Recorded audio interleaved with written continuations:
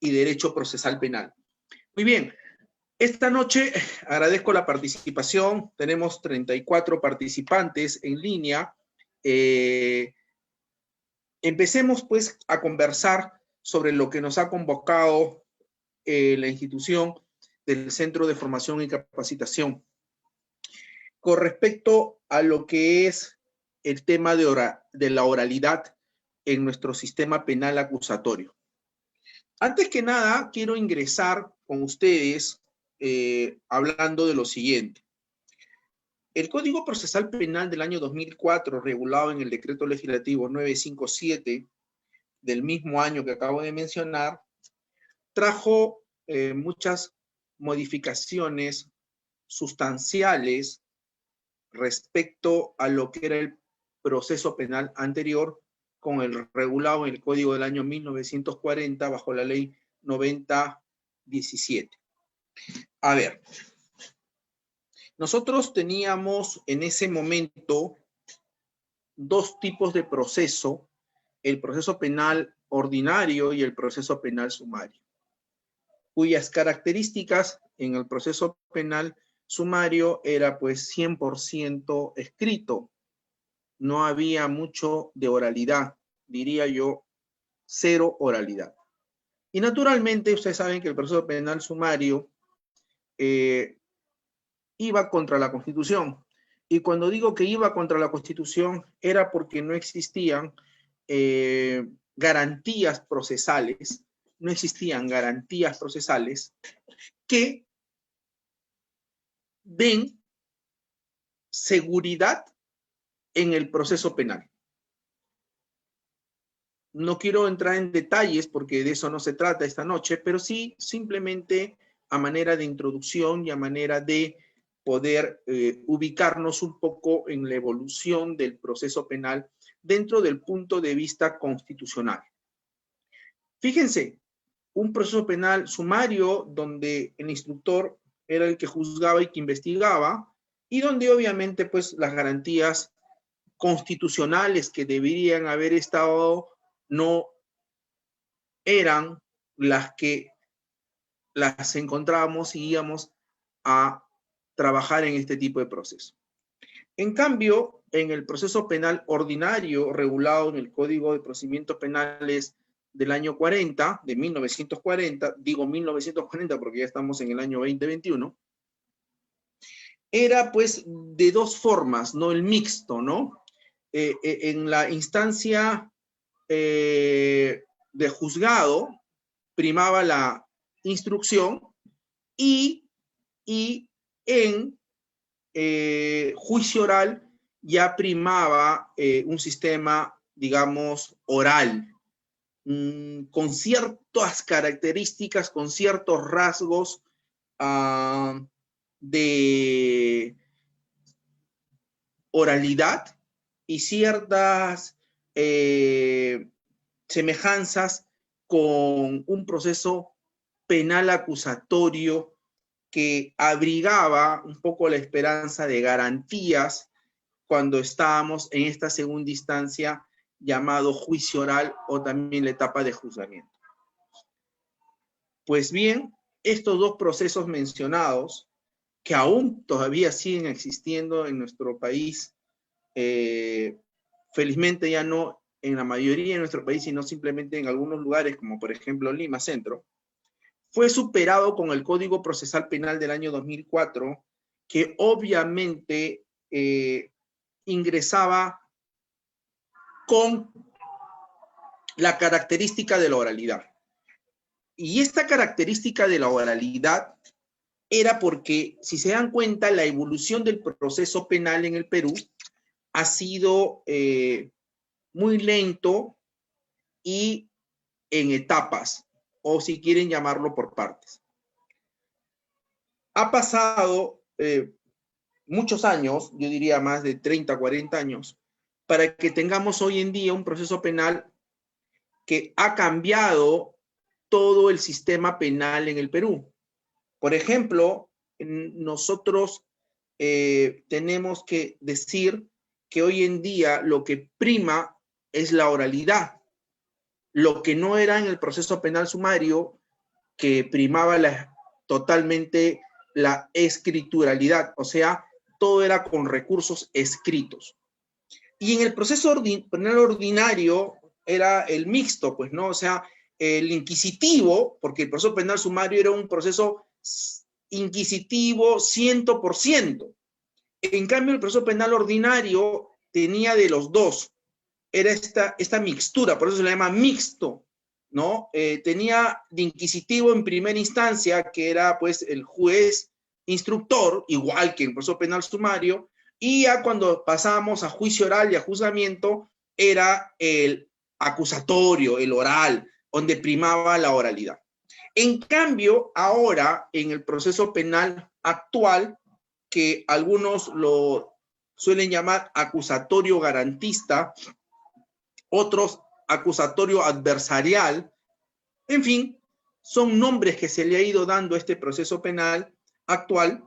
Yo no voy a,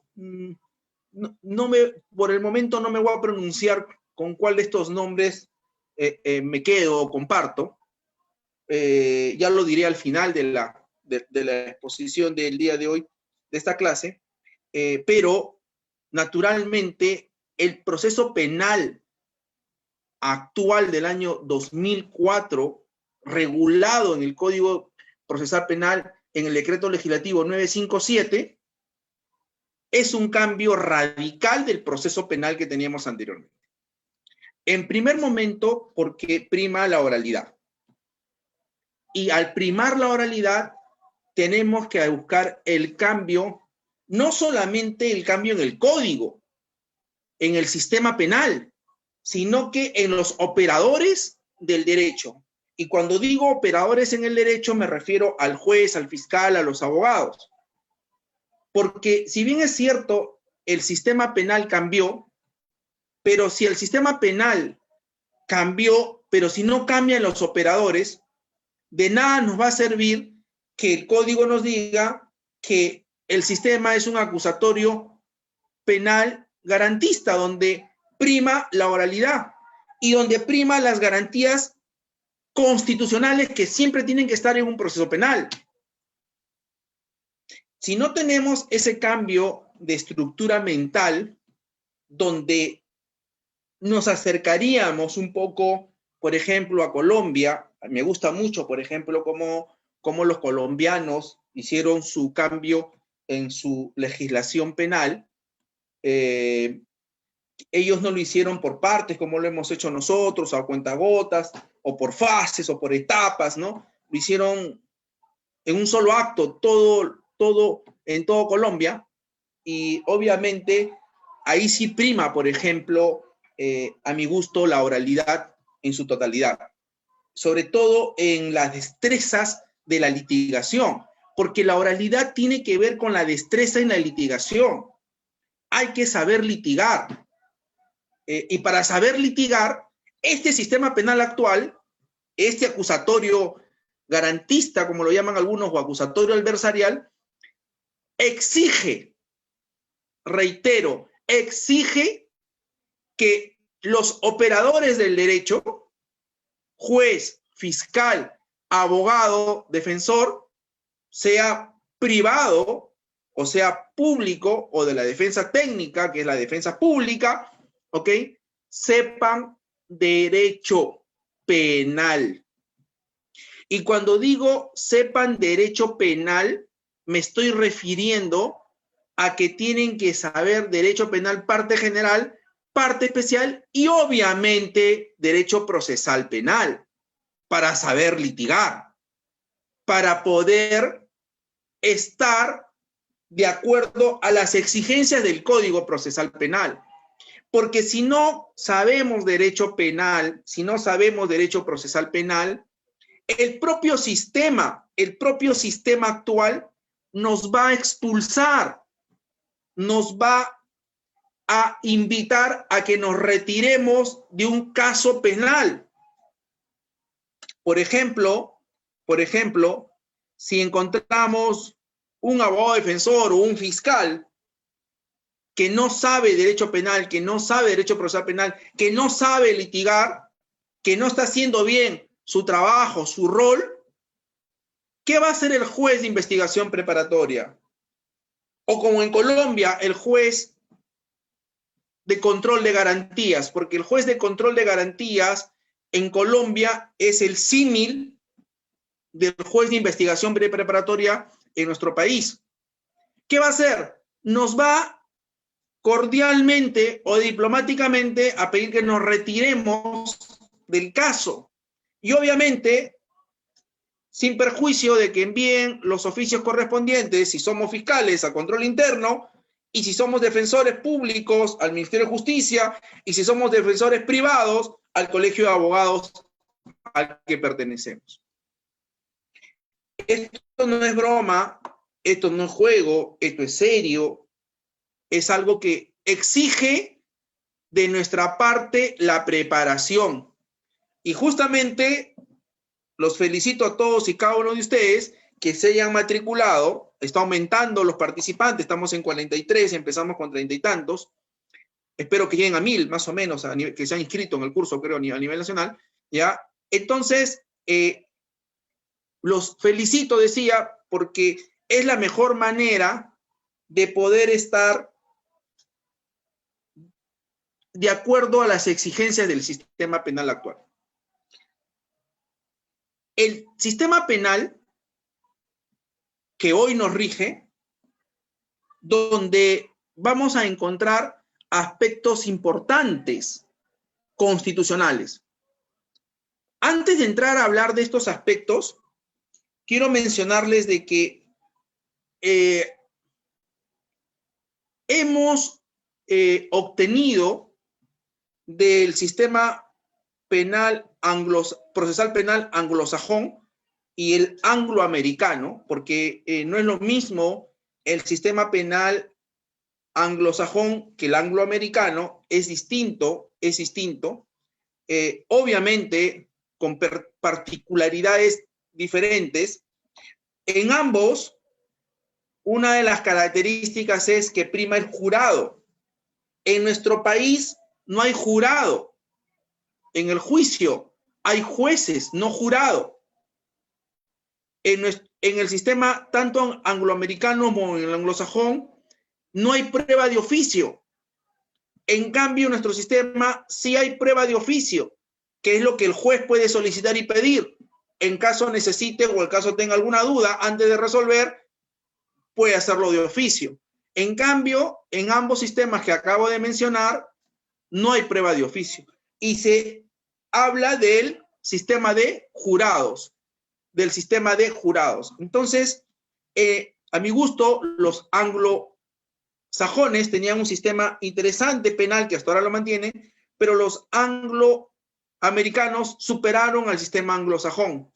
Superaron porque obviamente tienen una litigación muy interesante y un sistema penal donde se ve que prima la oralidad total. Si ustedes se dan cuenta, cuando se inicia un proceso penal, los alegatos de apertura no duran más de 2 minutos. Digamos, si somos extensos, 5 minutos en alegatos de apertura, en la presentación del caso. Y naturalmente, nosotros, en el sistema penal actual, cuando empecemos un juicio, tenemos que tener nuestro alegato de apertura en lo que hoy día conocemos como la tesis del caso o la teoría del caso. Y para desarrollar la teoría o la tesis del caso al juez, si somos fiscales o somos defensores, abogados defensores, tenemos que obviamente saber y conocer derecho penal y por lo tanto también derecho procesal penal. Fíjense, ahora vamos a hablar del proceso penal en su dimensión constitucional. Vamos a hablar de lo que establece la Constitución para un proceso penal. Y justamente este sistema procesal penal actual está revestido de garantías constitucionales que hacen que genere confianza en la administración de justicia y sobre todo en el justiciable. Estas garantías que revisten el proceso penal, estas garantías constitucionales que revisten el proceso penal, son garantías que no solamente están en la Constitución, sino también están en los tratados internacionales en materia de derechos humanos, en los pactos internacionales y en las convenciones internacionales. Entonces, cuando tengamos un caso penal que lo vamos a llevar a juicio, no podemos dejar de mirar las garantías constitucionales que establece el 139 de la Constitución. En el 139 de la Constitución vamos a encontrar esas garantías constitucionales. Por ejemplo, vamos a encontrar la oralidad. Por ejemplo, vamos a encontrar el debido proceso. Por ejemplo, vamos a encontrar el derecho a la defensa. Por ejemplo, vamos a encontrar, por ejemplo, al juez natural. Entonces, vamos a encontrar estas garantías constitucionales, por ejemplo, la cosa juzgada, si lo quieren hablar del nebis in idem. Entonces, estas garantías constitucionales son garantías que definitivamente tienen que ser respetadas por las partes o por los operadores jurídicos. No podemos dejar de tener presente estas garantías. Una de esas garantías más importantes que tenemos, porque también lo establece la Constitución, es la publicidad, que nosotros lo tenemos como el principio de publicidad. El principio de publicidad es una garantía fundamental en el proceso penal. La publicidad garantiza que el juicio sea un juicio público, que no se restrinja el acceso al momento del juzgamiento. Obviamente que hay determinados casos, como los casos que van contra la libertad sexual, que ahí sí hay una excepción al principio de publicidad, pero después, en todos los demás casos, tienen que ser públicos. Por eso existe un canal que se llama Justicia TV, que hace que los juicios sean transmitidos en vivo en algunos casos. A través de este canal se hace de conocimiento público cómo se está realizando el juzgamiento de algunas personas, o inclusive recuerdan que ha habido casos mediáticos o los llamados casos emblemáticos sobre pedidos de prisión preventiva que ha hecho la Fiscalía en su momento, que han sido publicitados, que han sido televisados a través de este canal Justicia TV. Y no solamente por este canal, sino por otros medios de comunicación que también pudieron asistir a estas salas de juzgado donde han sido obviamente transmitidos. Entonces, nosotros apostamos por un proceso penal con garantías constitucionales. Por eso se llama hoy en día el proceso penal de sistema acusatorio. ¿Por qué sistema acusatorio? Porque va a primar obviamente lo que acabo de mencionar, la oralidad y la publicidad. El proceso penal gira en este sentido, publicidad y oralidad. Pero, por favor, no sigamos leyendo. He sido testigo de sección en muchas de las audiencias que el fiscal lee, que el abogado defensor lee. Eso me llama severamente la atención y me preocupa que en un sistema penal donde ya el código tiene varios años, no es el primer año que lo tenemos, se siga leyendo cuando eso no está bien, porque se está rompiendo el fundamento más importante del sistema penal acusatorio, que es la oralidad. ¿Y por qué se lee? porque no se conoce el caso, porque se tiene temor, porque no se sabe derecho penal, no se sabe derecho procesal penal, porque no me preparé para el caso, porque fui de imprevisto, porque no lo estudié.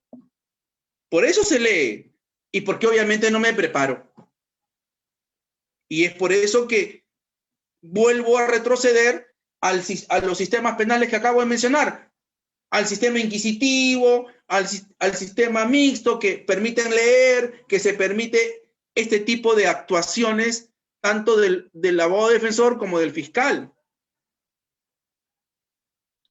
No avanzamos mucho o no le hacemos mucho favor a este sistema actual si seguimos con las mismas costumbres de antaño. Considero de que esto tenemos que desterrarlo, ¿ok? Ahora bien, fíjense, nosotros, luego de haber dicho todo esto, tenemos que tener en consideración que el juez de investigación preparatoria no puede y no debe ayudar a ninguna de las partes. Cuando digo a ninguna de las partes me refiero a la fiscalía como a la defensa. El juez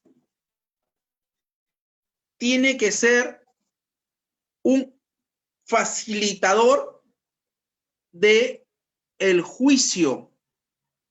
No puede interferir, como tampoco puede ayudar.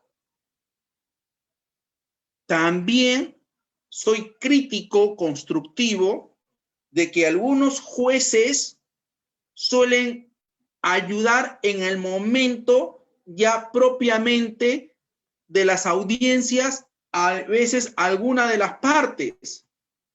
Esta es una práctica también que no se puede seguir aceptando, porque el sistema no está diseñado para eso, para que el juez tenga esa conducta o ese rol. En el sistema angloamericano, en el sistema anglosajón, el juez interviene simplemente para regular y modular y para facilitar que continúe justamente el debate, que continúe, si gustan llamarlo así, el combate jurídico legal de la defensa y la fiscalía, o la fiscalía y la defensa. Cuando, por ejemplo, hay alguna objeción, alguna pregunta, o por ejemplo, cuando hay alguna objeción, alguna prueba que quiera presentarse, en ese momento, el juez determina, conduce, dirige la audiencia, pero no puede ayudar ni al fiscal ni a la defensa. Eso no está bien. Y nosotros tampoco lo podemos permitir. Si vemos que está ayudando a la fiscalía, le decimos, juez, usted no puede ayudar a la fiscalía, con todo el respeto, ¿no?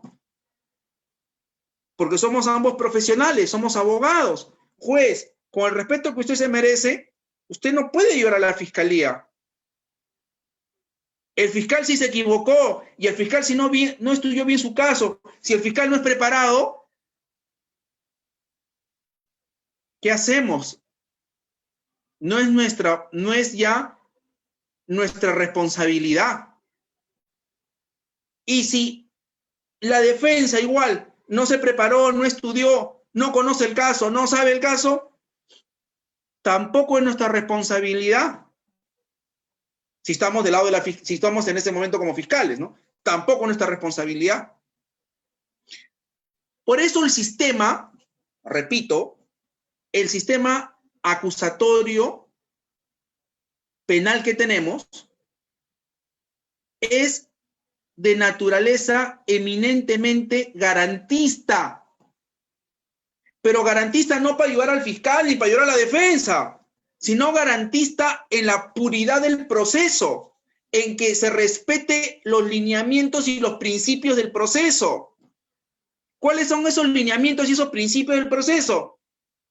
La oralidad, la publicidad, la contradicción, la inmediatez.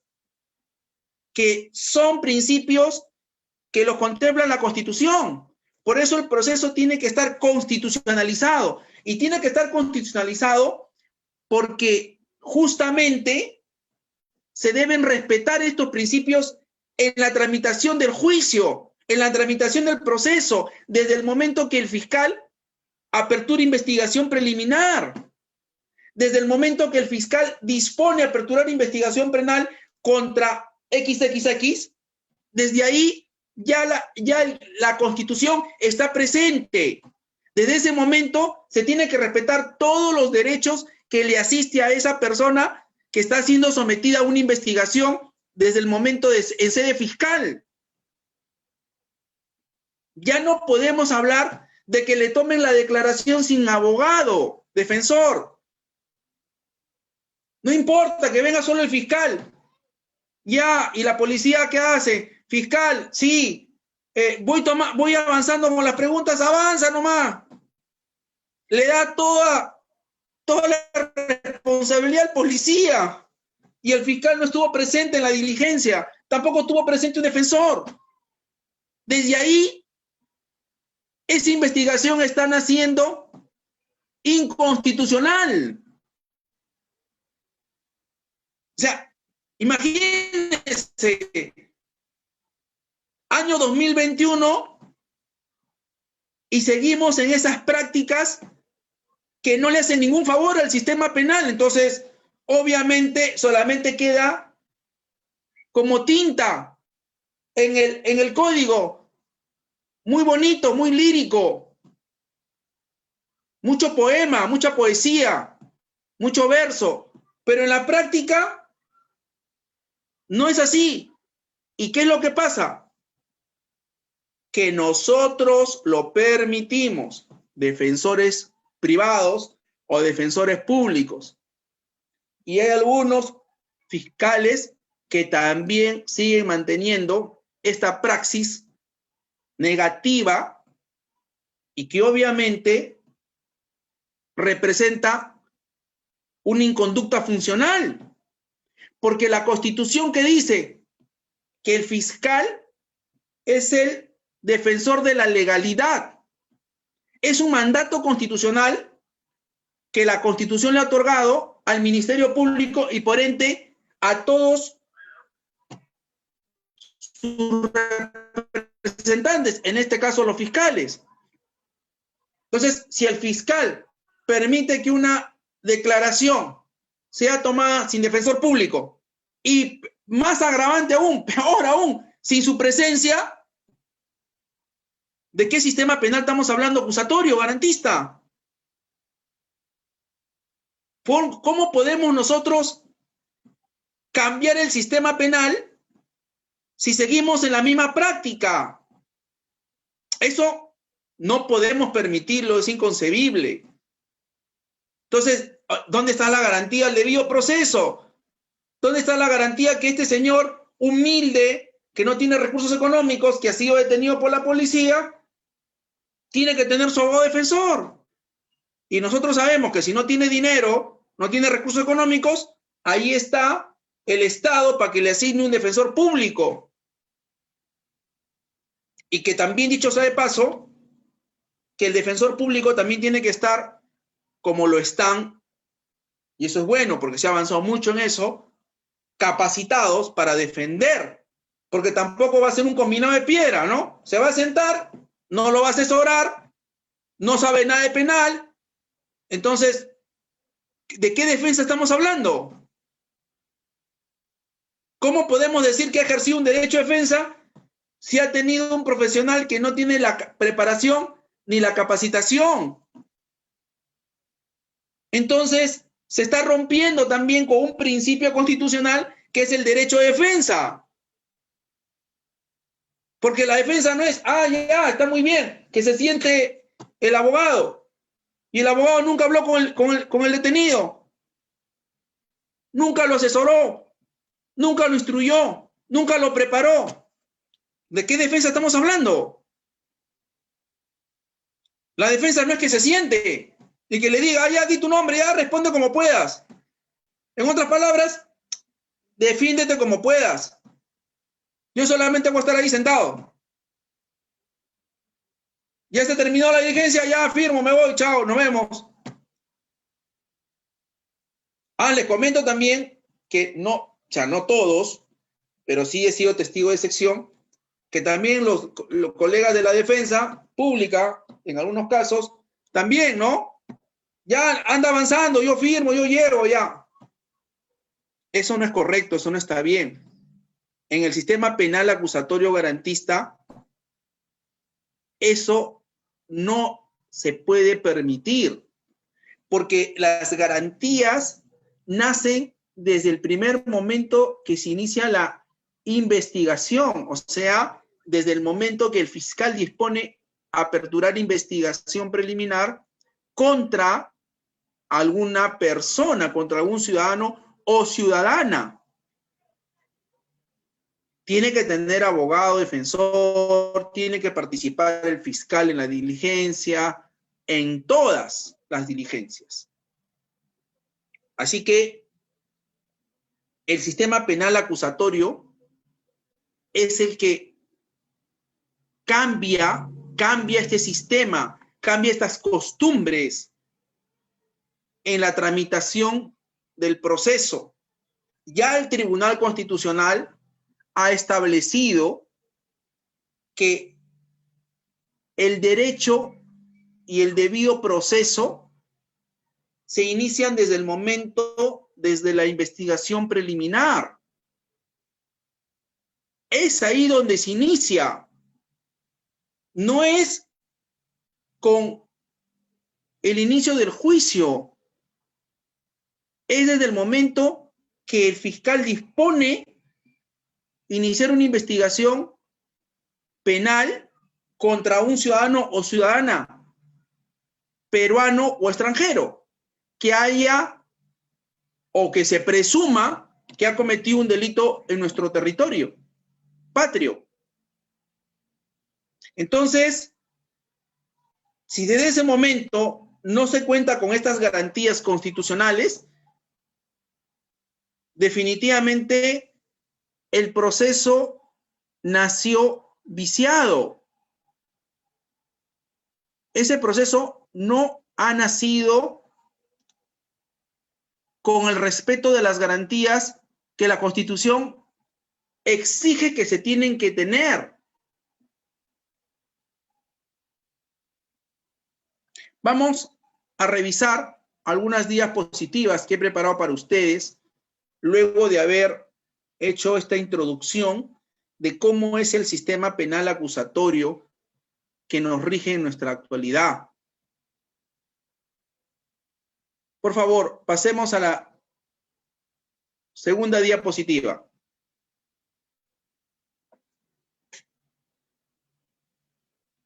Por favor, segunda diapositiva.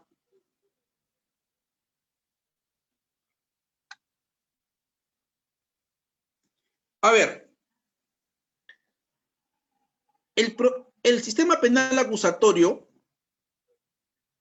el Código Procesal Penal, ha establecido como proceso penal común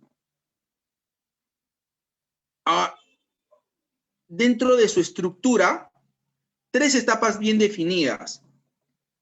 Una, que es la investigación preparatoria, la otra, que es la fase intermedia, y por último, el juzgamiento.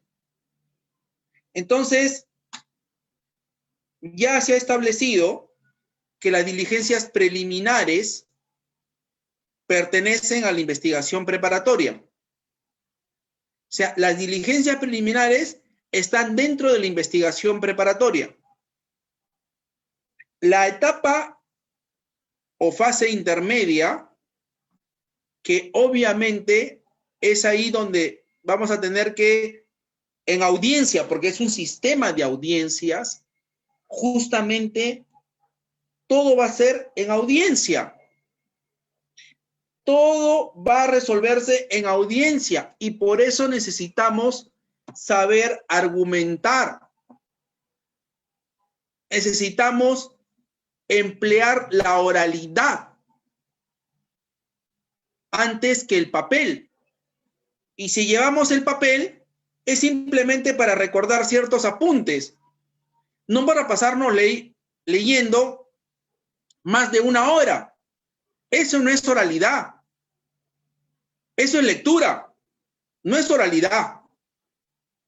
Entonces, en la fase intermedia, nosotros vamos a encontrar que tenemos que analizar en audiencia si el fiscal ha sobreseído, obviamente si ha acusado, porque va a haber control de acusación, y naturalmente se preparará justamente una audiencia preliminar y si se dicta auto de enjuiciamiento para empezar ya el juicio propiamente dicho.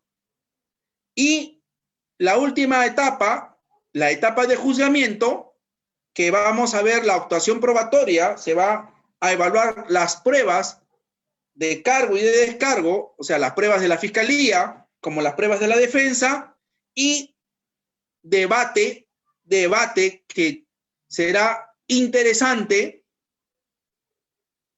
sustancial, si es que el fiscal y el abogado defensor han preparado bien su caso, conocen bien su caso y naturalmente saben derecho penal y procesal penal. Va a ser enriquecedor para todos nosotros, vamos a enriquecernos si es que vamos a asistir a un debate con profesionales preparados. Y por último, ya lo que le corresponderá pues a la judicatura, al Poder Judicial, a los jueces, la sentencia. Ahora, nosotros acá, por favor, siguiente diapositiva.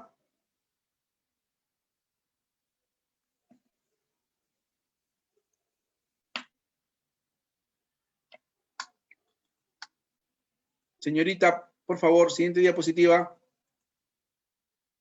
Ok. Vamos ahora nosotros a revisar la parte que considero que tenemos que tener en cuenta. La investigación preparatoria tiene las siguientes características, por favor. Dice, es un carácter no jurisdiccional de la investigación. Cuando el fiscal decide formalizar investigación preparatoria, es en ese momento que recién va a poner en conocimiento del juez propiamente de investigación preparatoria su decisión de haber formalizado la investigación preparatoria contra A, B, C o D. Y en esa formalización, el fiscal buscará seguir obteniendo elemento de prueba, evidencia probatoria para determinar si decide irse por una acusación o decide irse por un sobreseimiento. Acusación y sobreseimiento, como hemos mencionado hace un momento, que va a tener que llevarlo al juez de investigación preparatoria en audiencia para determinar si se sobresee o si lo lleva a acusación, obviamente va a tener que preparar su acusación y que va a ser materia de control, tanto formal como material. Naturalmente, la finalidad preparatoria de la investigación dice protección de los derechos y garantías fundamentales. Toda persona sometida a una investigación fiscal tiene que tener presente que tiene derechos fundamentales que tienen que ser respetados. La flexibilidad de la investigación, eficacia de la investigación, racionalización de la investigación y obviamente lo que más me importa y que vuelvo a resaltar acá es la incorporación de la oralidad y la contradicción. Porque el fiscal tiene que ir a audiencia, tiene que ir al debate, tiene que ir a defender su caso o su tesis, si se va por el sobreseimiento o decidirse por la acusación. Por favor, la siguiente diapositiva.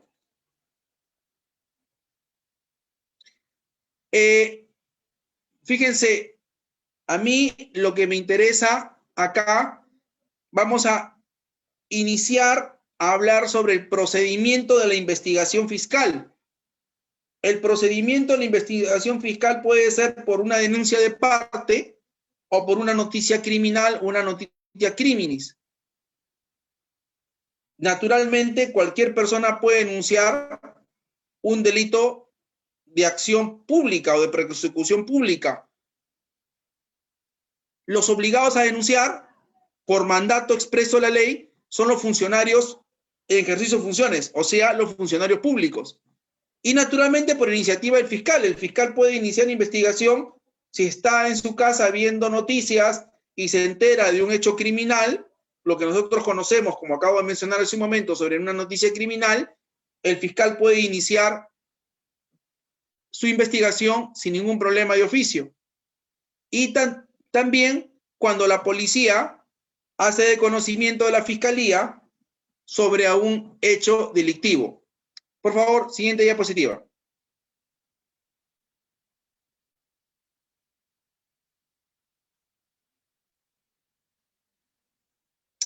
El procedimiento, el fiscal dispone empezar diligencias preliminares, cuyo plazo máximo es de 60 días, que lo puede prolongar por 60 días más en diligencias preliminares, y ahí naturalmente el fiscal puede disponer la investigación en su propio despacho o también lo puede hacer a través de la policía. Se puede apoyar en la Policía Nacional para que la policía realice determinadas diligencias, pero con la presencia del fiscal y la presencia de los abogados defensores.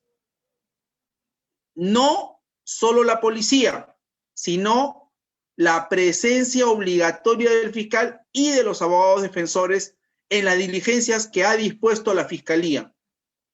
No lo que disponga la policía, sino las diligencias que ha dispuesto la Fiscalía justamente en la disposición de apertura de investigación preliminar.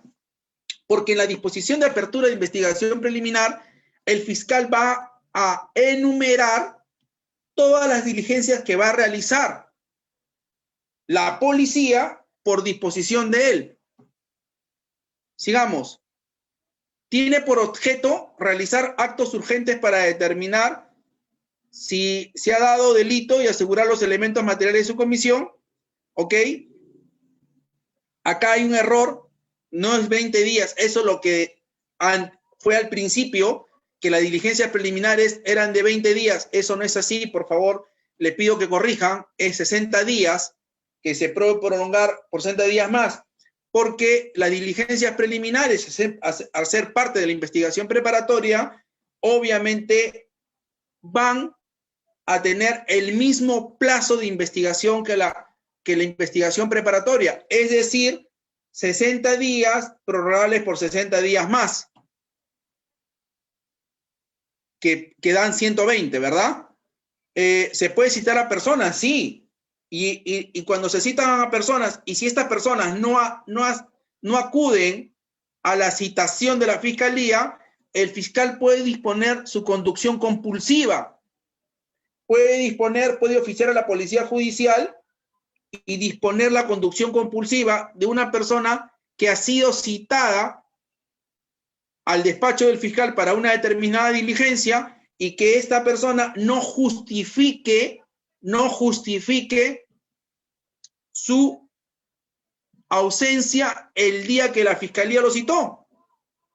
Si el fiscal observa que ha citado a determinadas personas y estas personas no acuden a la invitación del fiscal, a la citación del fiscal, y no justifican su ausencia, el fiscal puede disponer, porque eso establece el Código Procesal Penal, puede disponer su conducción compulsiva y oficiará, como acabo de mencionar hace un momento, a la Policía Judicial para que la Policía Judicial los traslade a la Fiscalía para que se realice la diligencia por la cual el fiscal lo citó. La policía naturalmente ya no va a realizar el famoso atestado policial tan acostumbrado y tan hecho en N cantidad de investigaciones, sino elevará un informe policial. En ese informe policial solamente va a detallar las diligencias que se han realizado. Ya no se va a pronunciar o calificar el hecho en algún tipo penal, ni tampoco se va a pronunciar si ha encontrado cierta responsabilidad o cierta responsabilidad en las personas que han sido investigadas. Eso era una práctica que ya el código actual no lo permite. Antes era con el atestado policial. Ahora el atestado policial ya no existe. Se llama informe policial. ¿Y cuál es la diferencia entre el atestado policial y el informe policial? Es que anteriormente, con estos sistemas penales que mencioné, el inquisitivo, que es el sumario, o el mixto, que les dije que era el del Código de Procedimientos Penales, que tenía el inquisitivo y el garantista en el marco del proceso penal ordinario, la policía, ¿qué hacía? Elevaba un atestado policial al fiscal. Inclusive el Código de Procedimientos Penales le daba al atestado policial, si participaba la fiscalía, le otorgaba la calidad de prueba. Dense cuenta la diferencia. Estoy haciendo un derecho procesal penal comparado en el que hemos tenido y en el que actualmente estamos trabajando. El Código de Procedimientos Penales le daba la calidad de prueba a ese atestado policial si en las diligencias había participado el fiscal. Decía textualmente, si había participado el fiscal. ¿Y la defensa? ¿Qué pasaba con la defensa? ¿No importaba su participación? ¿O no era interesante su participación? ¿O no se calificaba su participación?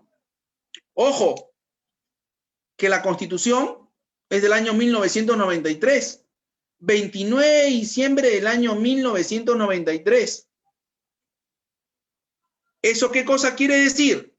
Quiere decir que a pesar que hemos tenido esta Constitución y anterior a esta, la Constitución del 79, que entró en vigencia el año 80, el 28 de julio de 1980, donde se mantenían garantías procesales como ya las he mencionado, el debido proceso, el derecho a la defensa, la presunción de inocencia, la oralidad, la publicidad.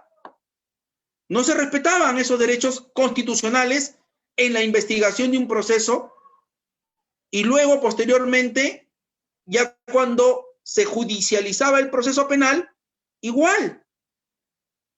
Entonces, el Código de Procedimientos Penales de 1940 le otorgaba al atestado policial la calidad de prueba. Fíjense, la calidad de prueba que va a ser utilizado en el juzgamiento. Repito, siempre y cuando en esas diligencias haya participado el fiscal. Hoy eso ya no existe. Desde la entrada en vigencia del Código Procesal Penal, en algunos distritos fiscales de Lima, porque nosotros vivimos en Lima, estamos en Lima, y los amigos que me están escuchando de otras partes del Perú, de otras regiones del Perú y otros departamentos del Perú, que ya tienen el Código Procesal Penal varios años vigente en su localidad, no me van a dejar de mentir de que antes de la entrada en vigencia, la policía seguía haciendo los atestados policiales. Hoy eso ya no existe. Ahora la policía tiene que hacer un informe policial. Y ese informe policial implica que el policía ya no diga si ha encontrado responsabilidad en los investigados y tampoco califica los hechos en algún delito. Eso ya no lo hace. solo emite su informe policial adjuntando las diligencias que ha realizado por disposición de la Fiscalía. Y si la policía quiere realizar alguna otra diligencia, el que está a cargo de la investigación o los que están a cargo de la investigación tendría que coordinarlo con la Fiscalía para que la Fiscalía pueda emitir una disposición adicional para que se realice esa diligencia. Por eso muchos de ustedes van a encontrar que el fiscal, cuando apertura investigación preliminar, detalla en su disposición qué diligencias se van a realizar, pero al final dice, y las que sean necesarias para la investigación. Dice, y las que sean necesarias para la investigación. Si ustedes van a encontrar muchas disposiciones fiscales que dicen, se realiza la declaración de A, se realiza la declaración de B, se realice una ITF. No sé si se me sigue escuchando, estamos bien porque se fue las diapositivas. Por favor, podría, la señorita que me está ayudando, podría por favor poner las diapositivas porque no sé qué ha sucedido, pero yo continúo hasta que se pueda corregir lo de las diapositivas en la computadora. Bueno, entonces decía que justamente la disposición fiscal dirá al final y las diligencias que sean necesarias. Entonces, abre esa posibilidad para que no solamente las diligencias que hayan sido ya mencionadas se realicen, sino las que fueran necesarias. Pero no las precisa, no las dice cuáles son. Considero de que debería precisarlas para evitar cualquier tipo de suspicacia o tal vez de inconvenientes, ¿no? Por favor, me ayudan la señorita que me está apoyando con las diapositivas porque no las puedo visualizar en la pantalla para continuar, por favor, con la clase. Ahorita tuvimos un inconveniente con la red, ahora le voy a compartir. Ok. Les pido las disculpas a todos, han tenido un inconveniente con la red, me dicen. Bueno, sigamos, no hay ningún inconveniente. Entonces, estas diligencias, ya, perfecto, excelente. Siguiente diapositiva, entonces, por favor. Ok, muy bien. Ya una vez que se termine el plazo para diligencias preliminares, si el fiscal dispuso 60 días y si de repente requiere un plazo adicional porque le faltó realizar algunas diligencias más por A o B motivos que se retrasaron, que no se pueden llevarse a cabo, puede el fiscal naturalmente ampliar el plazo de diligencias preliminares por 60 días más. Y si ya obtuvo lo que necesitó para pronunciarse sobre su caso, al momento que termine el primer plazo o el segundo plazo de 60 días adicionales, el fiscal, con ese informe policial, si es que lo derivó a la policía para que se apoye en ellos a realizar determinadas diligencias, ya está preparado para calificar, obviamente, el caso y disponer si uno o lo archiva. El fiscal puede archivar el caso si es que no ha encontrado evidencia, no ha encontrado prueba, no ha encontrado ningún tipo de indicio que vincule al denunciado o denunciados con el delito que investigó, ¿correcto? Y al archivarla puede haber un archivo provisionalmente y obviamente si es que archiva y la parte que denunció no se encuentra conforme con el archivo del fiscal, naturalmente puede interponer un recurso de queja que lo interpondrá dentro de los 5 días hábiles desde el día siguiente que lo notifican con el archivo. Luego de eso, el fiscal, si decide no archivar la denuncia, considera que hay todavía algunos elementos de convicción que vinculan al denunciado o denunciados y que al vincularlos, el fiscal necesita algunas otras diligencias adicionales o va en busca de otras pruebas adicionales, el fiscal puede obviamente formalizar investigación preparatoria y comunicar la formalización de investigación preparatoria al juez de investigación preparatoria y realizar las diligencias que él considera que son pertinentes para su caso. En el contenido de la formalización, bueno, son una serie de requisitos que ustedes lo tienen en la diapositiva: nombre completo del imputado, obviamente los hechos no se cambian, los hechos no se pueden cambiar, eso es un imposible.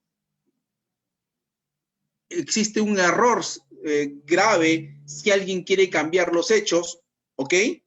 Eso no va a poder darse. Lo que los hechos son únicos, y sobre eso el fiscal tiene que calificar en qué delito o delitos se encuentra la persona que habría cometido estos hechos. ¿Ok? Muy bien. Luego dice, hay que también señalar el nombre del agraviado y en la formalización también se tiene que señalar las diligencias que se van a realizar ya en la investigación preparatoria propiamente dicha. Por favor, siguiente diapositiva.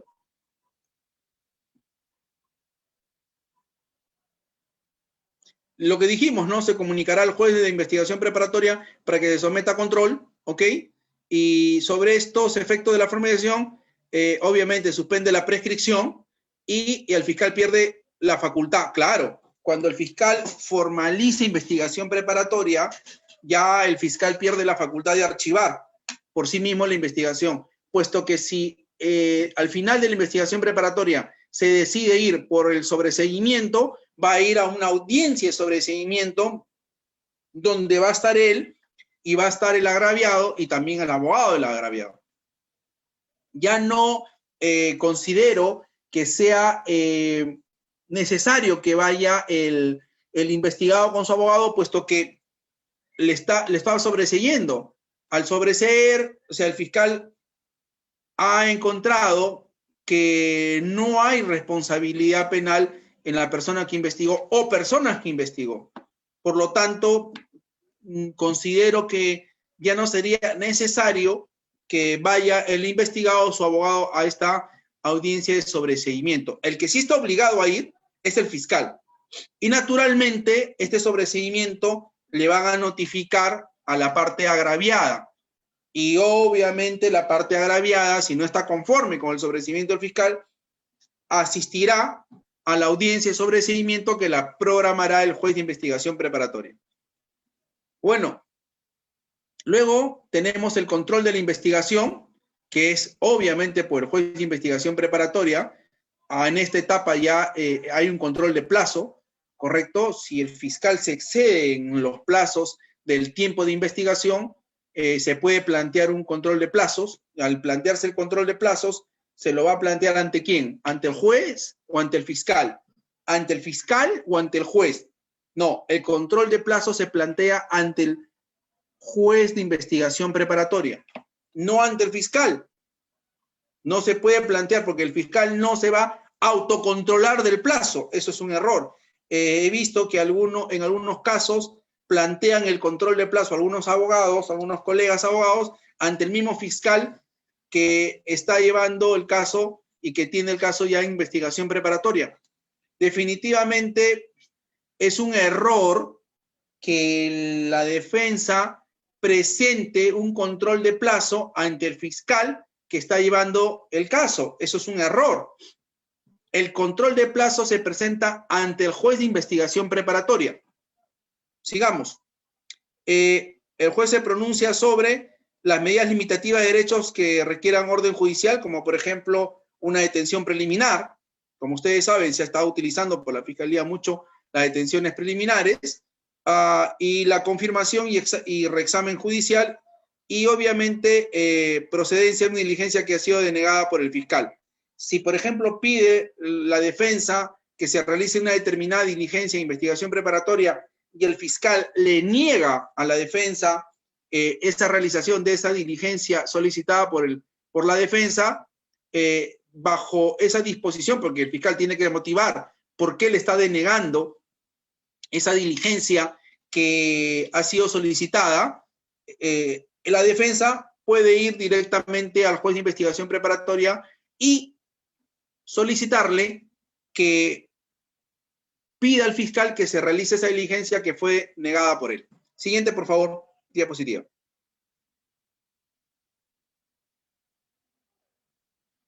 Muy bien. Sigamos. Los actos de investigación, las diligencias preliminares forman parte de la investigación preparatoria. Ya lo hemos dicho, para el acopio de elementos, el fiscal puede disponer la concurrencia del imputado, del agraviado, terceras personas con posibilidad de información. Sí, ojo, todos estamos obligados. La palabra es esa. No es que no deseo, no tengo ganas, ya voy otro día, ya para qué me está llamando el fiscal, no necesito ir, no me interesa, tengo otras cosas que hacer, me va a hacer perder mi tiempo. No. Todos estamos obligados a asistir y a presentar todo lo que el fiscal nos pida, siempre y cuando sea con relación al caso. Porque hay aspectos que por más que nos pida el fiscal, no le podemos proporcionar. Por ejemplo, información de índole privado e íntimo, que tienen que ver estrictamente con nuestra esfera íntima, personal o familiar. Eso no le podemos otorgar al fiscal ese tipo de información, pero sí información que tiene que ver de repente si soy contador, soy administrador, me pide un balance, me pide un estado financiero, tengo que darle esa información que el fiscal está solicitando. Tanto la actividad privada como pública, o las instituciones privadas o públicas, ambas instituciones están obligadas a dar la información que la fiscalía está requiriendo. Y naturalmente también están obligadas a asistir cuando el fiscal los llame para que puedan declarar en una investigación que él está llevando a cabo. Entonces, dice, disponer la concurrencia del imputado, del agraviado, terceras personas con posibilidad de información para el caso que se está investigando. Realizar reconocimientos, obviamente, inspección y otras de naturaleza especial, allanamiento, videovigilancia, exhibiciones e incautaciones, levantamiento del secreto bancario, prueba anticipada, colaboración eficaz, entre otros. ¿Ok? Esta figura de colaboración eficaz es una figura muy interesante procesalmente hablando, que ha servido para el descubrimiento de muchos delitos y para también saber dónde se encuentra la prueba y obviamente quiénes son los autores de estos delitos. Exigir información a cualquier funcionario público o particular, lo que les mencioné hace un momento. Por favor, siguiente diapositiva. La conclusión de la investigación preparatoria concluirá normalmente al vencimiento del plazo. Cuando haya cumplido su objeto, puede ser antes, no necesariamente tiene que irse hasta los 120 días porque de pronto se puede ampliar por 60 días más, eso es lo que establece el código, y podemos llegar en un plazo de diligencias preliminares, de investigación preparatoria hasta los 180 días. Corrijo, dije diligencias preliminares, no es diligencias preliminares, sino es investigación preparatoria, que podemos llegar hasta 180 días. Y por último, cuando las partes lo soliciten, ahí viene el tema, lo que hablamos hace un momento, que es el control de plazo. Siguiente diapositiva, por favor.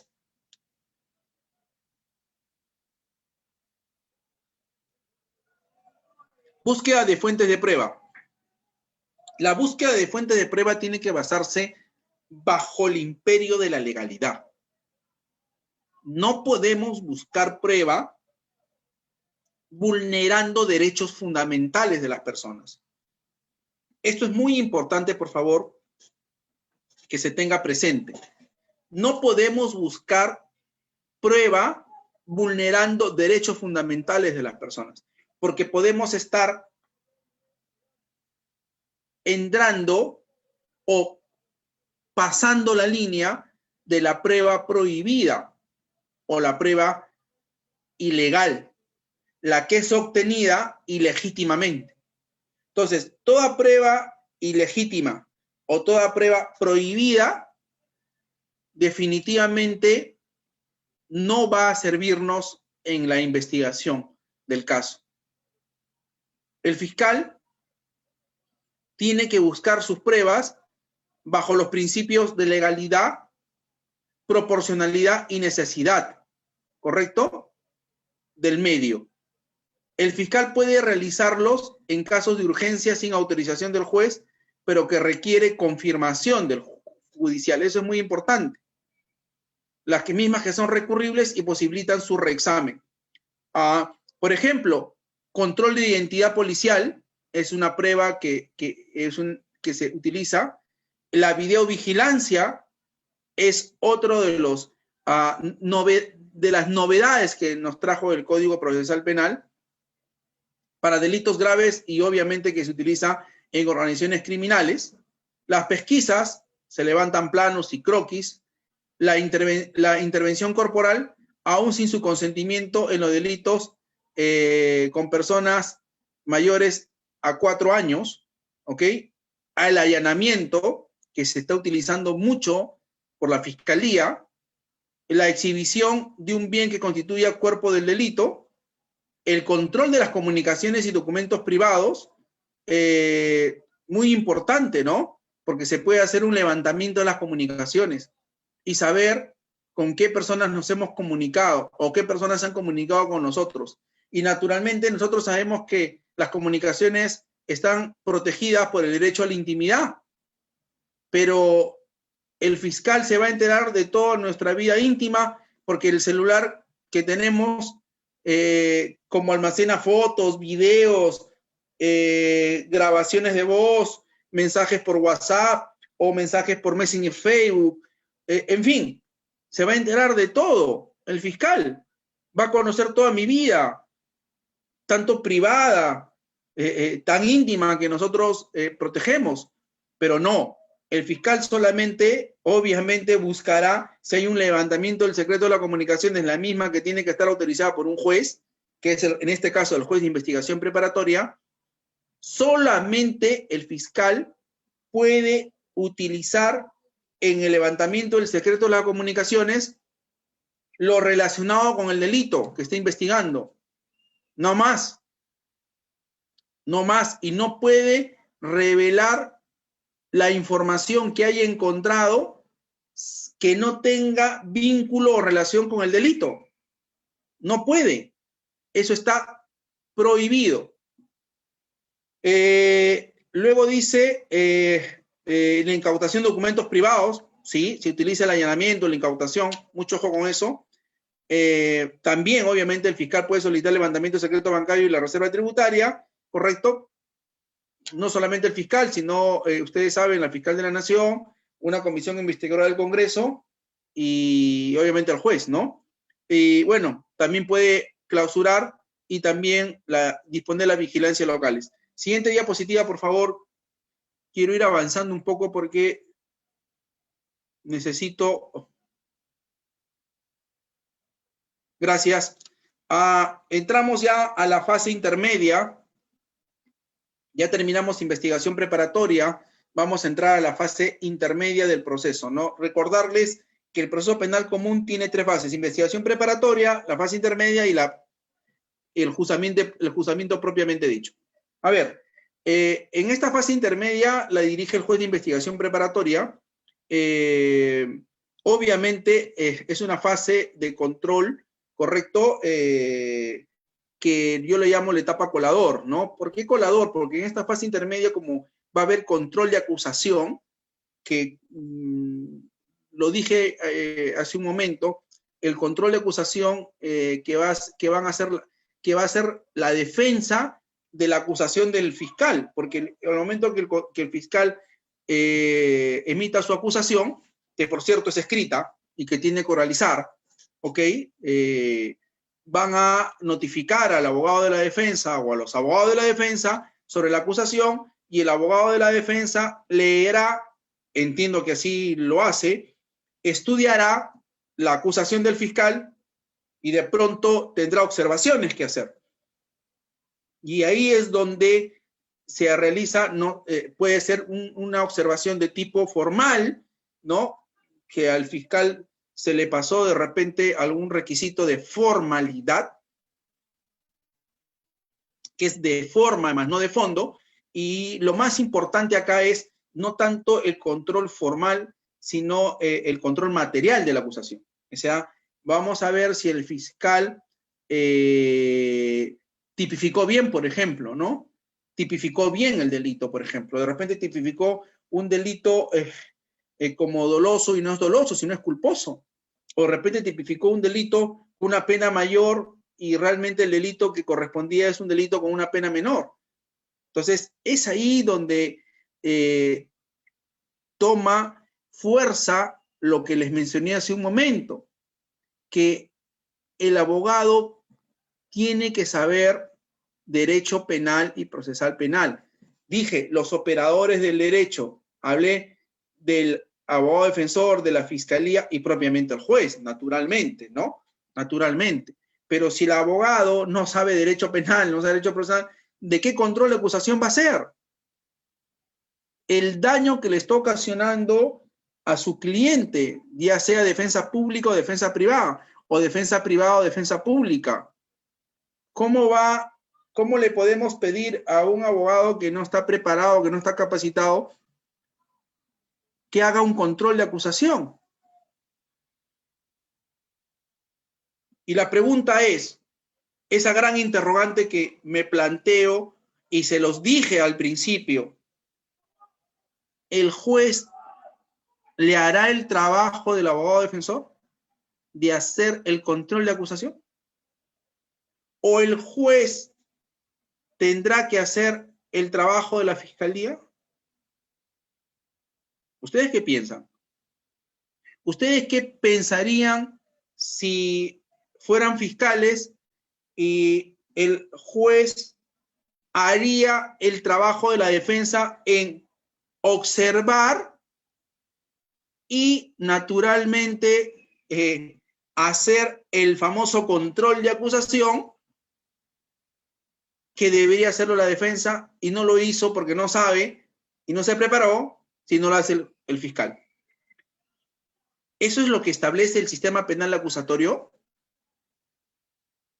Son interrogantes que los invito a que lo piensen y lo reflexionen.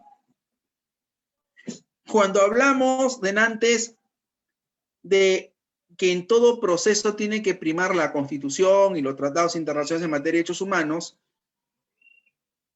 esto implica que cada uno haga su tarea, que cada uno haga su trabajo, que cada uno haga su rol. No podemos seguir, como les dije en los sistemas anteriores. De repente el juez de investigación preparatoria puede devolverle la acusación al fiscal de repente por un tema formal. Hasta ahí estoy de acuerdo. Es mi opinión. Pero que haga un control de acusación de índole de delito, realmente me sorprende y me preocupa. Porque disculpen que insista, porque el defensor privado público no se preparó, no está preparado y por ende no sabe derecho penal y procesal penal. Entonces, ¿estamos contribuyendo con el sistema acusatorio o no estamos contribuyendo con el sistema acusatorio? Cuando, fíjense, si hubo errores, ya no es nuestra responsabilidad. Cada uno tiene que hacer su tarea, ¿no? Hacer su trabajo. Sigamos. Es una fase funcional inherente al modelo acusatorio, evalúa la investigación preparatoria y obviamente, como les dije, ¿no? Hay un control de acusación fiscal, que ya lo repetí, que es de índole formal como material. Y esta etapa intermedia, como le dije, es la etapa colador, porque ahí van a pasar solamente las pruebas que van a ser las admitidas ya para el juicio. Acá hay que tener mucho cuidado porque acá sí la fiscalía y la defensa van a ponerse de acuerdo, tal vez, si habría convenciones probatorias. Y esta es una figura nueva del sistema penal acusatorio en convenciones probatorias. ¿Qué es una convención probatoria? ¿Qué entendemos por una convención probatoria? La convención probatoria es que fiscalía y defensa, o defensa y fiscalía, se ponen de acuerdo en alguna prueba. Al ponerse de acuerdo, por eso se llama convenciones probatorias. Al ponerse de acuerdo en una prueba, fiscalía con defensa, esa prueba ya no va a entrar al debate en el juzgamiento. Ya no va a entrar al debate en el juzgamiento. Ya están de acuerdo, por eso se llama convención probatoria. Entonces, al ya no entrar al debate en el juzgamiento, esa prueba se da por válida. Y acá en el sistema acusatorio penal rige la igualdad. Ese es un aspecto importante, fundamental, que hay que tener en cuenta. Igualdad. ¿Igualdad para quién?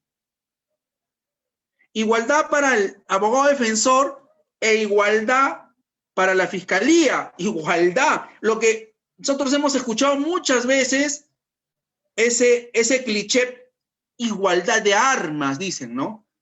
Algunos colegas procesalistas, penalistas, hablan de la igualdad de armas.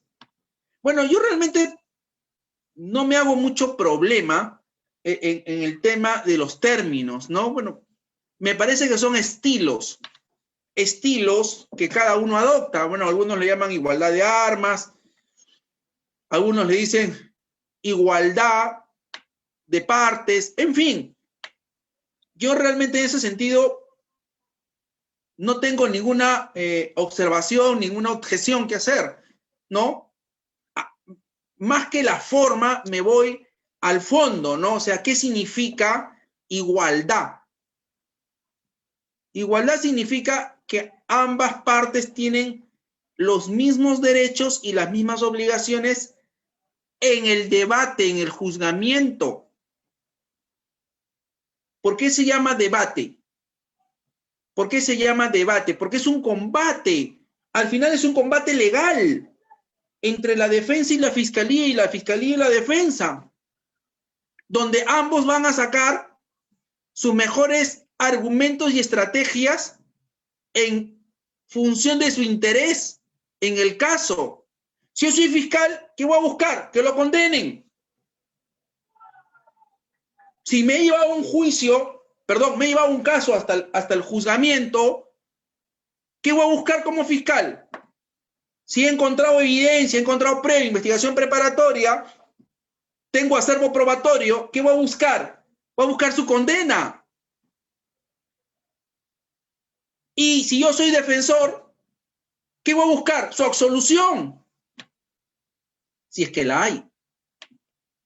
Porque el sistema penal actual, sistema penal acusatorio garantista o acusatorio adversarial, como les digo, no me hago problemas por los nombres. Lo que me interesa es el fondo del tema. Entonces, cuando digo, si soy abogado defensor y me doy cuenta que la fiscalía tiene prueba contundente, miré por una absolución, negocio, porque, oiga, no significa que negociar se entienda de una manera de que voy a entrar con la Fiscalía en ciertos acuerdos irregulares, ilegales, ¿no? No, cuando digo negociar, lo hago en el marco de la ley procesal que ahora establece que nosotros podemos negociar con la Fiscalía. ¿Y qué negocio? La pena. ¿Qué más negocio? Que se acoja a una, de repente, conclusión anticipada del proceso. Porque tengo que ser inteligente. También la reparación civil, obviamente, ¿no? También. Porque tengo que ser inteligente. Si yo veo que el fiscal está llevando como prueba un video que ha sido proporcionado por alguna municipalidad y donde se ve claramente, hacen el zoom, que está el rostro, el cuerpo, la cara de mi cliente que está robando o está vendiendo droga, ¿me voy a ir por la absolución? Definitivamente, si yo fuera el abogado, sí, también, obviamente, confesión sincera, ¿no? En fin, claro, pero la confesión sincera tiene ciertos requisitos, ¿no? No puede ser allá, como ya la fiscalía tiene todas las pruebas, ahora sí, me arrepiento. No, ahí no entra la confesión sincera, ¿no? La confesión sincera tiene requisitos que se tienen que dar desde un primer momento, ¿no? ¿Ok? Entonces, sí, claro, antes que se inicien. Entonces, fíjense, pues, el sistema de negocio, fiscalía, ¿no? Ya, ok. El fiscal tiene prueba contundente contra mí, prueba dura, fuerte. Tengo que negociar, tengo que asesorar bien a mi cliente, decirle, ¿sabes qué? Definitivamente tienes que confesar para que podamos obtener una reducción de la pena. Porque irnos por la absolución creo que no sería lo más inteligente y al contrario sería una torpeza. Y que definitivamente esa torpeza va a acarrearle años de cárcel al cliente. Un día, una hora, un minuto en la cárcel cuenta. Más en esta época que nos ha tocado vivir a todos de pandemia. Entonces, la responsabilidad que tenemos los abogados defensores es enorme. Es enorme porque al frente tenemos que de repente cometió un delito, está bien, cometió un error, ok, pero es un ser humano, como usted y como yo. Y su tarea, yo diría que su obligación ética y moral es asesorarlo bien. Y si él insiste, no, doctor, no, yo me quiero por la solución, y usted sabe que no va a haber absolución, ¿qué haría si yo tuviera una situación así? Yo daría un paso al costado, le explicaría a la sala que obviamente me estoy retirando de la defensa porque mi cliente no acepta el consejo profesional que le he dado. Yo no puedo seguir en la defensa de alguien que no va a compartir mi criterio, ¿no? O sea, porque si él quiere seguir en algo que es definitivamente improbable, porque hay una prueba contundente y quiere seguir, persiste, insiste en seguir por su absolución, definitivamente, pues, yo no puedo compartir ese criterio, ¿no? Eso es imborrable. Entonces, en la negociación, que hoy se hace con la Fiscalía, si es que hay prueba contundente, no, está la estrategia legal que uno tiene, la expertise de la experiencia profesional que uno tiene, ¿no? Y vuelvo a mencionar el tema de la convención probatoria. Podemos sentarnos con la fiscalía a conversar y, si quieren llamarlo así, no me hago ningún inconveniente, negociar, porque la palabra es esa, creo que la más apropiada, negociar con la fiscalía la convención probatoria, ¿no? De una prueba. Para que ella ponernos a debatir sobre una prueba que podemos ponernos de acuerdo con la fiscalía. Y así lo establece el código, convenciones probatorias. Convención probatoria que se la llevamos al juez y el juez aprobará la convención probatoria. Pero también el juez, de acuerdo con el Código Procesal Penal, puede observar la convención probatoria entre la fiscalía y la defensa. No sé qué piensan ustedes. Está bien, bueno, eso es lo que dice el código, correcto. Pero está bien que el juez observe la convención probatoria de la fiscalía con la defensa. ¿Eso está bien? ¿Es correcto? ¿Están de acuerdo? Eso dice el código, ojo, eso dice el código. Pero ¿ustedes qué piensan? ¿Ok? ¿Ustedes qué piensan? No, de que si es posible, porque eso está en la ley procesal. ¿Correcto? Ok, algunos me dicen acá que me están escribiendo por chat cuando está fuera del marco legal. Eso es una posibilidad. Y si no, y yo contesto, y si no estuviera fuera del marco legal y observan la convención probatoria, ¿qué haríamos? Puede ser materia de una tesis, ¿no? No sé, a ustedes que están estudiando maestría, de repente, probablemente, o les interesa escribir algo al respecto, un tema interesante, ¿no? Que se los dejo como una sugerencia, ¿no? ¿Ok?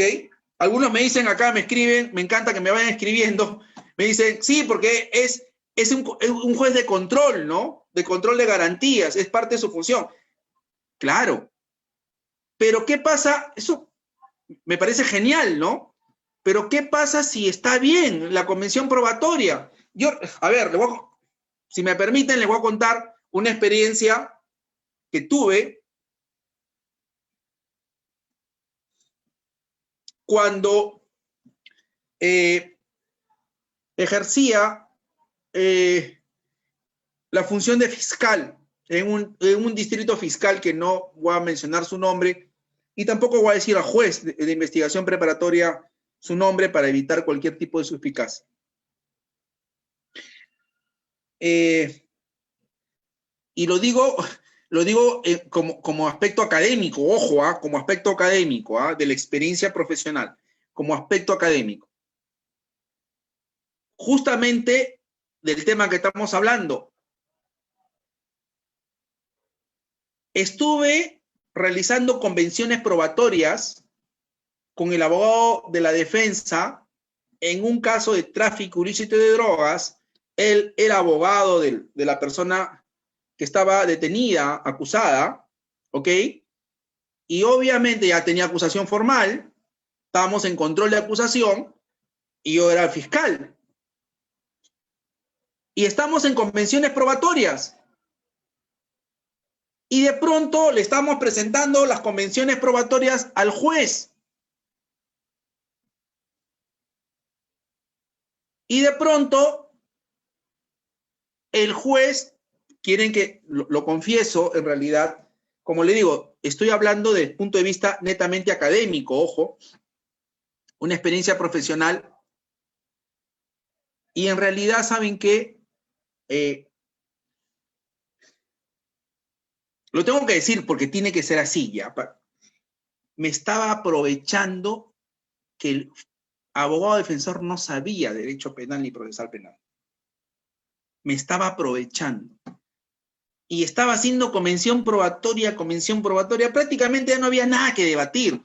Iba a ser condenado, ya. Me lo estaba llevando convención probatoria y el juez se da cuenta que el abogado no sabía el caso, no sabía penal, no sabía... Y que me estaba aprovechando, entre comillas, ¿no? Pero es mi trabajo, era fiscal. ¿Qué quería? O sea, es mi trabajo. Para mí que toda era convención probatoria, para ya no debatir nada, vaya juzgamiento, o sea, ya prácticamente sentencia, no había nada que debatir. Era lógico.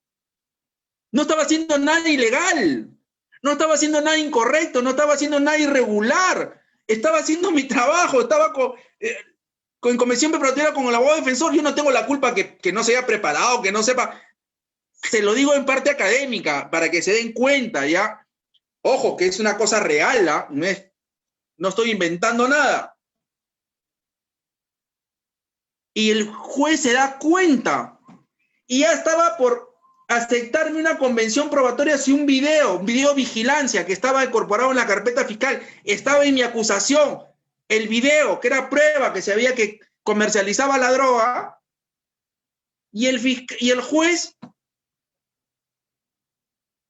prácticamente se sale, literalmente, o sea, gráficamente se lo digo, prácticamente se sale de su rol de juez, ¿correcto? Ya, acá me dicen igualdad de armas por indefensión de la defensa, bueno, en fin, ya, se sale de su rol de juez y asume el rol de abogado defensor y le dice, fíjense, voy a hacer, o sea, discúlpenme, voy a graficar casi como lo hizo el juez de investigación preparatoria, y le dice, abogado, ¿usted va a aceptar esa convención probatoria? No se había dado cuenta el abogado defensor. Ya me había aceptado la convención probatoria del video. ¿Usted va a aceptar? Le dijo. El abogado defensor le dijo sí. ¿Pero está seguro que va a aceptar? Señor, Dios. O sea, yo le dije, juez, ya he convenido. No, doctor, me dijo un ratito. Abogado, ¿usted está seguro? Otra vez, Dios. Al final se dio cuenta, no, ya no acepto.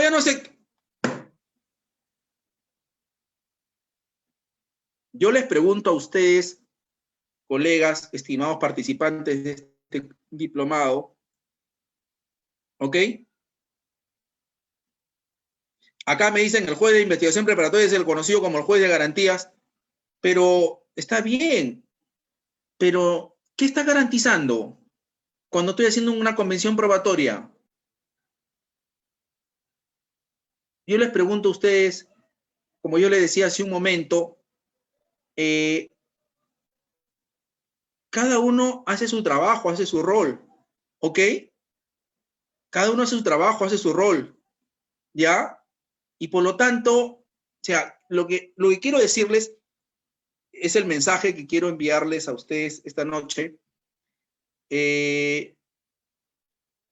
Fíjense, el aspecto de estar preparados, conocer su caso, saber penal, procesal penal, ¿no? Ese es el punto. Ese es el punto. Y usted, no sé si acá hay colegas que están en la fiscalía. Bueno, yo en su momento estuve en la fiscalía, ahora estoy como abogado defensor, ¿correcto? Y naturalmente, este es un tema académico, ¿correcto? Que he traído a esta clase un hecho que me sucedió cuando estuve ejerciendo como fiscal. Y se lo comento, como vuelvo a repetir, en un tema estrictamente académico, ¿no? Para un poco invitarlos a que sigan preparándose, y obviamente realicemos cada día mejor nuestro trabajo, si somos abogados defensores, si somos fiscales o somos jueces, ¿no? A lo que digo es que cada uno cumple su rol, cada uno tiene que estar en su rol, y naturalmente de eso se trata el sistema penal acusatorio, ¿no? De eso se trata el sistema penal acusatorio. Se trata de garantizar el respeto de los derechos constitucionales que tiene una persona sometida a una investigación, y obviamente en el cumplimiento de cada uno de su rol. Jueces, fiscales, abogados, defensores. ¿Ok? Muy bien. Preparación del juicio. Siguiente diapositiva, por favor. No sé cómo voy del tiempo. Uy. A ver, sobreseguimiento, dije que es un sistema de audiencias, ¿ok? Todo es en audiencia, y acá tenemos en el tema del sobreseguimiento, en qué caso se dicta, obviamente cuando el hecho no se realizó, cuando no hay responsabilidad del imputado. O sea, si el fiscal decide irse por el sobreseguimiento, va a tener que llevar el sobreseguimiento al juez de investigación preparatoria, ya lo dije anteriormente, va a haber una audiencia que lo van a que está obligado a ir es el fiscal, y naturalmente tiene que también ir el abogado y la parte agraviada que se siente disconforme con lo que ha dispuesto la fiscalía, ¿no? En el sobreseguimiento. Dice que no hay responsabilidad en el imputado. Claro, si va por el sobreseguimiento, el fiscal no ha encontrado delito que haya cometido la persona o las personas, la acción está típica, obviamente no es típica, no hay delito. Existen causas de justificación y eximentes, sí, causas de justificación que se analizan en la antijuricidad, como ustedes saben, o eximentes de responsabilidad penal también, o también las causas de exculpación que se analizan en la culpabilidad. O obviamente si la acción penal se ha extinguido, ¿no? De repente murió, de repente puede ser muerte. La muerte es una forma de extinción de la acción penal. ¿Ok? Muy bien. Por favor, la siguiente diapositiva, y con eso creo que ahí está la acusación, ¿no? Ya hemos hablado un poco de la acusación, ¿no? Del control de acusación formal y material, ¿no? Y tiene que ser, pues, una relación clara y precisa del hecho. Ya en una próxima reunión vamos a hablar un poco de la pertinencia, utilidad y la conducencia, ¿no? Que tiene que tenerse en cuenta, ¿correcto? Y los hechos concomitantes posteriores para poder presentar una buena acusación. El fiscal tiene una responsabilidad enorme cuando va a llevar un caso a un juzgamiento, ¿no? Para poder tener ciertos requisitos que establece el Código Procesal Penal al momento de poder formular una acusación por parte de la Fiscalía. De mi parte, creo que ya es hora, me parece que se cansaron un poco de mí, ¿no? Sobre todo en casi 2 horas que hemos estado conversando sobre el sistema penal acusatorio. Bueno, yo les dije que al final les iba a decir qué nombre me gusta. Sinceramente, me quedo con el sistema penal acusatorio garantista, ¿no? Que es lo que nosotros consideramos que es el más apropiado. Y justamente la figura del juez de investigación preparatoria está para naturalmente tener en cuenta esta figura. ¿Ok? Les agradezco eternamente el haber participado en esta clase y bueno, será hasta la próxima oportunidad que tenga de volver a conversar con ustedes sobre el sistema penal acusatorio en nuestro país. Que tengan muy buenas noches y un gusto saludarlos y conocerlos. Cuídense mucho, sigan cuidándose, no bajen la guardia. Mil bendiciones, ¿ya? Y que Dios los bendiga mucho. Hasta pronto. Muchas gracias a usted también, doctor, por aceptar la invitación. Muchas gracias. Hasta pronto. Buenas noches.